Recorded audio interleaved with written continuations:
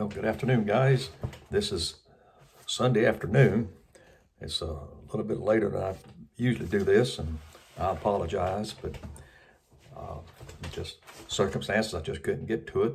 But anyway, I'm here now, so I hope everybody's doing well. It's good to be with y'all through this channel once again, but we'll just keep on keeping on this way until further notice, I guess. But today's lesson is getting down to the end of the book of Isaiah. I think we have one more lesson after today, and this is in chapter 58, the first 12 verses. I want to go ahead and read this. The title of the lesson is God Expects, and He does expect a lot from us. He's got all these instructions and so much wisdom in His book, and we can tie into that, tap into that, and live our life according to the way He wants it. And man, the blessings will never quit coming. But we have to listen to Him. No, we can't do it our way. We can't do it the world's way. We got to do it His way. And He says, He expects His people to demonstrate their faith through right living. He is a just God, and He is that, isn't He? He's steadfast. He's constant. He doesn't move around. He doesn't change. He doesn't add to or take from. I mean, it's all here in His Word, and it's all complete. All the answers to every question you could possibly have. I'm going to go ahead and read these first 12 verses in chapter 58. And y'all listen up. Again, they're very, I guess you could say, they explain a lot, they tell you a lot, and as most all of His Word does. But verse 1, cry out loudly, don't hold back. Raise your voice like a trumpet. Tell my people their transgression and the house of Jacob their sins. They seek me They seek me day after day and delight to know my ways, like a nation that does what is right and does not abandon the justice of their God. They ask me for righteous judgments. They delight in the nearness of God.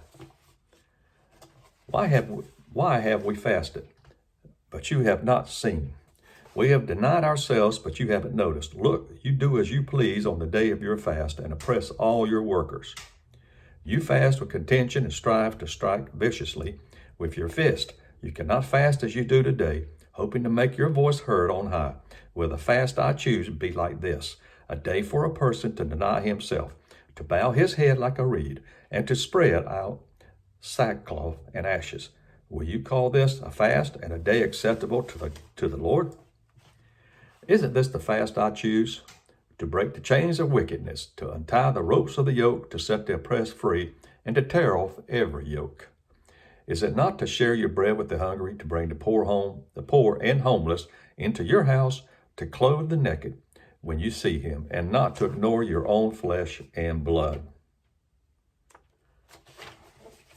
Then your light will appear like the dawn, and your recovery will come quickly. Your righteousness will go before you, and the Lord's glory will be your rear guard. At that time, when you call, the Lord will answer.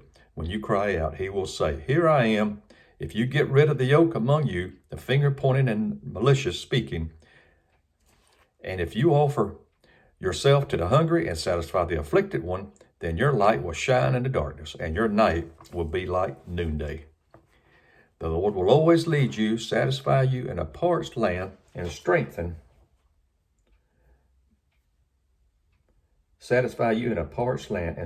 your bones. You will be like a watered garden and like a spring whose water never runs dry. Some of you will rebuild the ancient ruins. You will restore the foundations laid long ago. You will be called the repairer of broken walls, the restorer of streets where people live. So He tells us here if you do things His way, you have a lot of blessings in store for you. So, but today's lesson, to me, it centers on a subject that, is a sore spot, I guess, with people. I'm not sure, because I hope I'm not one of those. But the prophet Isaiah says he reveals God is always consistent, and He is. We've already mentioned that. He's not going to put up with any spiritual hypocrisy in His people. Now, that's an area where, we really need to be careful. It's an area that you have Monday to, and I'm not claiming to be an authority on this. I'm just throwing my opinion out here. But Monday to Saturday, you act one way, and then on Sunday you dress up and go to the church house and act a totally different way. Now God expects us to act the same all the time, doesn't He? He doesn't expect us to be a couple or three different people in a week's time. He wants us to be the same whether we're at church or whether we're wherever we are. He wants us to be the same. And people are watching. I've talked before about, people have all kinds of security cameras and stuff all over their houses and stuff, and at their front door, which is fine. I mean, we have that, so there's not a thing wrong with that. We have a security system in our house, and most people do nowadays, and that's fine. I mean, there's not a thing wrong with that. But I'm just making the point that people are watching, and people as Christians, people are watching us, aren't they? And we don't have to always say a word. Of course, we have to be careful what we say when we come in contact with people in a store. But out and about, if we're by ourselves, your actions speak louder than words. You've heard that before. So we really need to be careful, how we carry ourselves. People are watching us, especially if you got Christian by your name, because don't give people a reason to say, well, I'm not going to go to that church because I saw him at the bar last night. I saw him wherever you were seen at a place maybe where you shouldn't have been. And see, it's where you go, who you hang out with, what you say, how you act. There's a lot of things that enter into this. So we've got to be careful because first of all, we're representing the Lord, right? And then we're representing ourselves and our family. So we really need to be careful. And, we preach it, we talk about it, which that's fine, but we need to practice it too. We need to be aware of these things. And I know, sometimes we lose our cool or something happens, but, that's understandable, just get on beyond that and don't let it consistently happen, don't let it consume your life. But it all starts, all of those things I just talked about. Where does it all start? Where does those feelings, what's the controlling mechanism that guides all of those things, what we say, where we go? What part of your body puts you under conviction, through the Holy Spirit. If you're doing some of these things you shouldn't be doing, going wherever it is, hanging out here, wherever, it's your heart.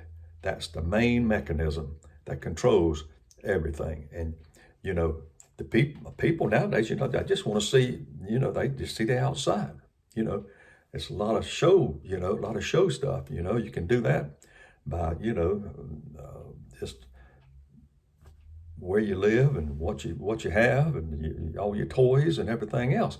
Well, all that's great and everything. But don't let all of that, and there's nothing wrong with having possessions, but don't let that control your heart and all those other things that the heart does control. Because that's where the Lord looks. He could care less about what you have in your driveway, what you live in, what you have on your back, what you smell like, what you look like. Because you could not have any of that stuff, but your heart's in tune with the Lord, then you have everything. So let's always be mindful of that. Let's don't get caught up in ourselves. Let's don't be so self-righteous and prideful and stuck on ourselves. And because there's parts in this lesson that, if you're like that, then you're not going to be doing it God's ways. And guess what? You done cut off the line, the blessing line, because God's got many blessings for us, doesn't He? And I know we've all been blessed. But, He has many blessings. It never runs out. We can't, there's not an end to it.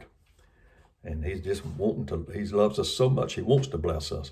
But we have to do things His way, don't we? But, this chapter focuses on the heart attitude of the people and how it was so important. But in the first couple of verses talks about, it says, cry out loudly, don't hold back, raise your voice like a trumpet. So, God wanted Isaiah to holler it out like a trumpet, holler out, his voice. So everybody would hear what he had to say. So, they wouldn't be able to pretend, just like in the past lessons. They didn't have any excuse. because they saw a lot of this, a lot of God's, when he was walking on earth, when he lived here. They saw a lot of those people, and they still didn't believe it. They still couldn't grab a hold. But they didn't, they just, they wouldn't be able to pretend they didn't hear it, or, the message of the Lord, because it was told, it was so loud while the Lord was chastising them. But it says, the people thought they were acting in a way that typified what God wanted, but their actions revealed a different picture. They were kind of, on the outside was one way, going through the motions, I guess you could say, but on the inside, their heart condition, it wasn't in tune, and it just, it was phony. Now God can see through all of that. We can put on the dog, we can act all high and mighty and everything, and dress up to the nines on Sunday. But if it's not for the right reasons, God can see through that. Where people can't, maybe we can't see it. It all looks good and everything, but, quite impressive by man's standards. But we're not talking about man's standards. We're talking about God's standards, aren't we? So that's where you better base your challenges on, what is your motive, when you're at church and all. Let it be for the right reasons. But don't let it be for, like the Israelites were, they were doing, they thought they were doing things right because, they were right and godly and everything. But don't do it. But they were doing it just so God would notice, Like I said, God doesn't care about any of that. Don't try to pull the wool over God's eyes, because it's not going to work, is it? I mean, we all know that. And God will be okay with this or that, or whatever I do, but no, he won't. And you deprive yourself of your blessings. And they just felt like God owed them something for them doing all of this, doing good things and acting, putting on the big act. But God can see through that, and they expected God's blessings in return. Well, guess what? That, they're not going to get that, because he could see through all of that. But and then, it affects behavior, how you treat other people and stuff. If that heart's not right, if you got a godlike heart with, and you're very humble, have a humble spirit about you, then there won't be it. It talks about, verses 3-5, how you oppress your workers and those people in need. You just, you treat people differently. Maybe because of the way they look, where they live, what they have.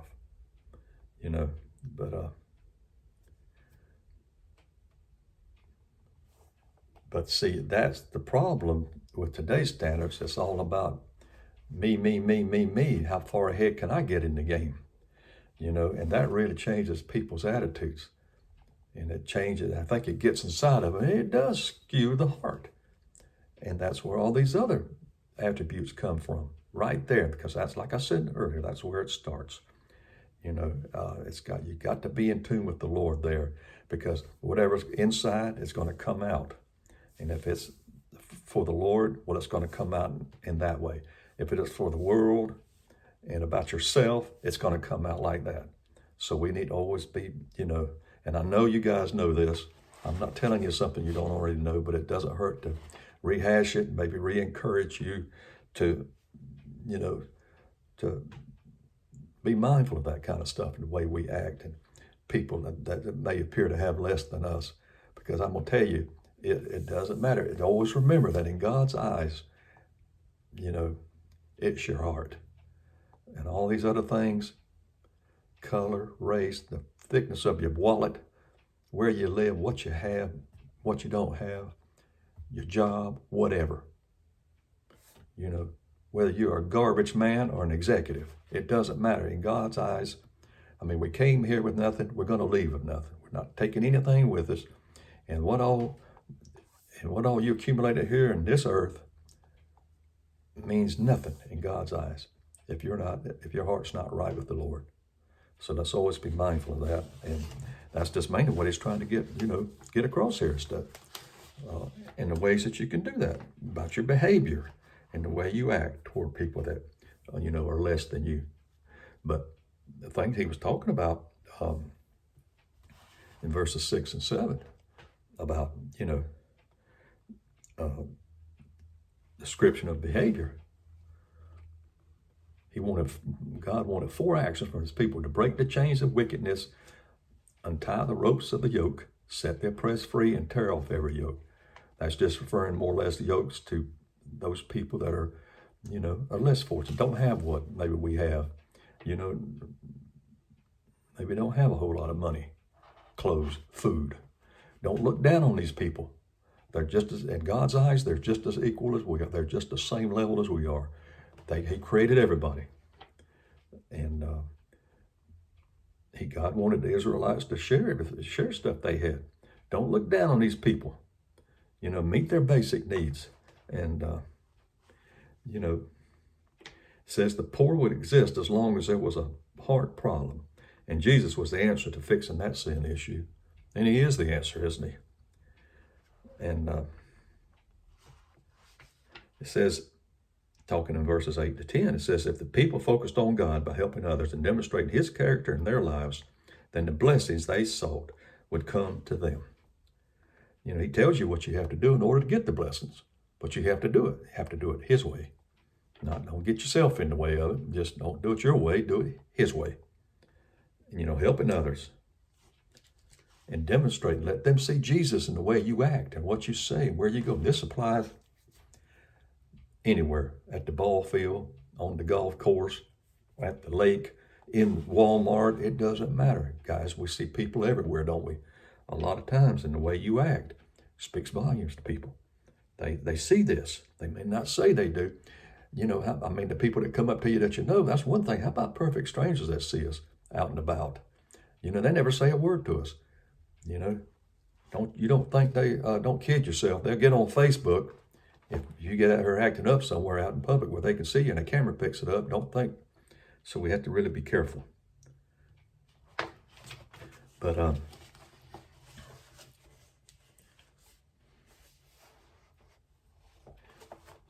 4 changes, and this is in verses 8 to 10, that would mark the Israelites, changes that would mark them if they turn from their oppressive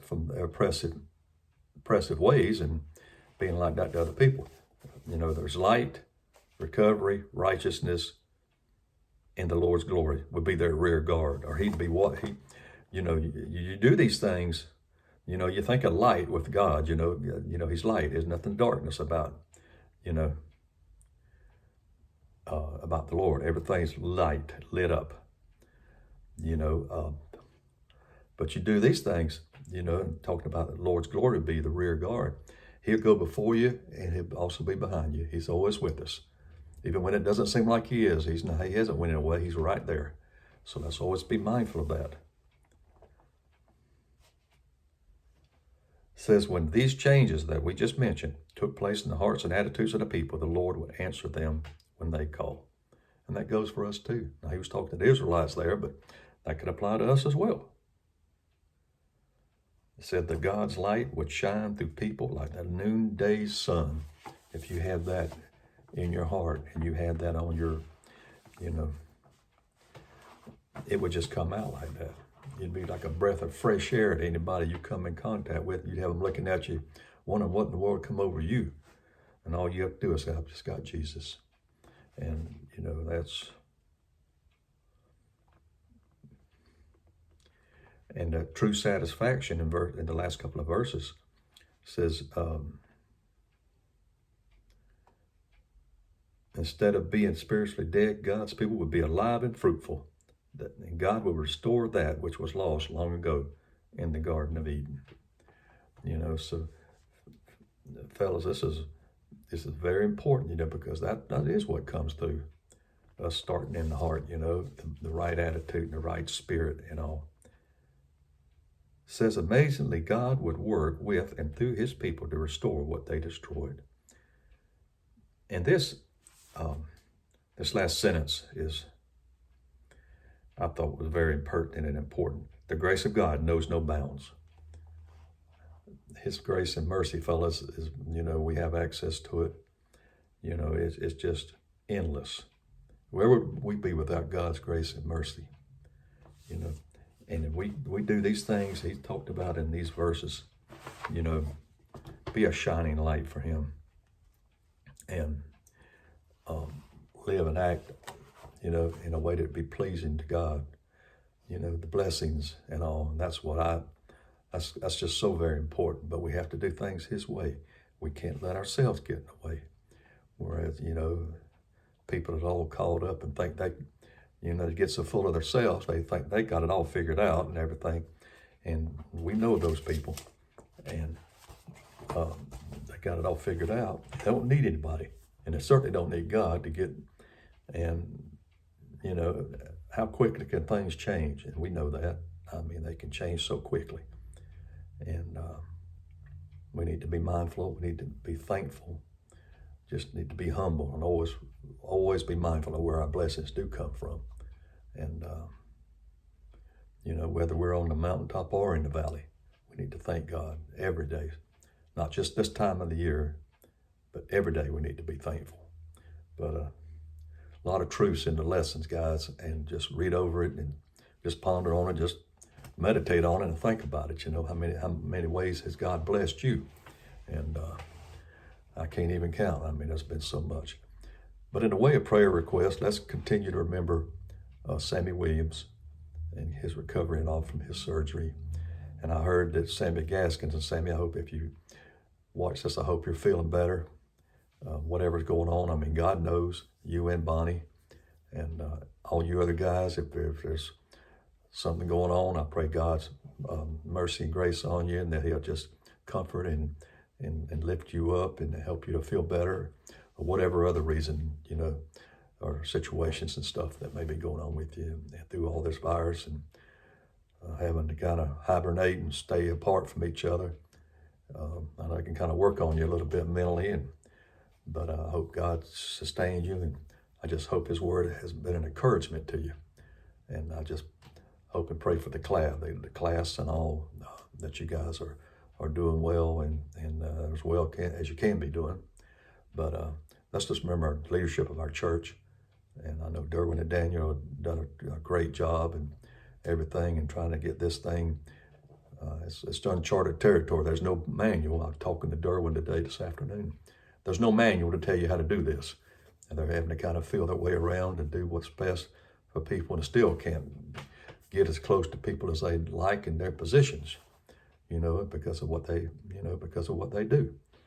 But let's remember our church family and those going through difficult times and sick, not just from the virus, but from other stuff too, that God will just lift them up and minister to their needs and be with their families and all. Our country, these elections coming up, the runoff elections for the Senate, and that are very important in our own state. And so let's be mindful and prayerful for that. Father, thank you for this day, for all your many blessings. Bless this class, each man in it, and their families. I pray, Father, your richest blessings on them. And I pray that you continue to be with Brother Sammy Williams, that you'll just touch him and encourage him and be with his family as they tend to him and help him to feel better and not hurt so much. Be with Brother Sammy Gaskins, help him to feel better, whatever's going on with him, and that you'll just lift him up in a mighty way, and that you just touch his body and heal him in accordance to your will. Continue to be with his wife and help her to feel better and get along good after her surgery. Just be with the rest of our class, each man and the families they are a part of, that you'll just be with them, and that you'll just encourage them and be with them right where they are.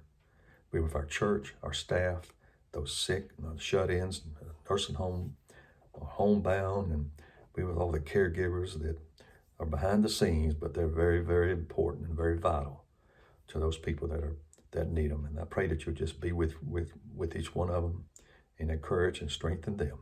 Be with our country, and as we go through a transition, be with our state, these elections coming up, that your will be done. Father, just thank you for who you are. Thank you that we can go to someone who never moves, is always right there.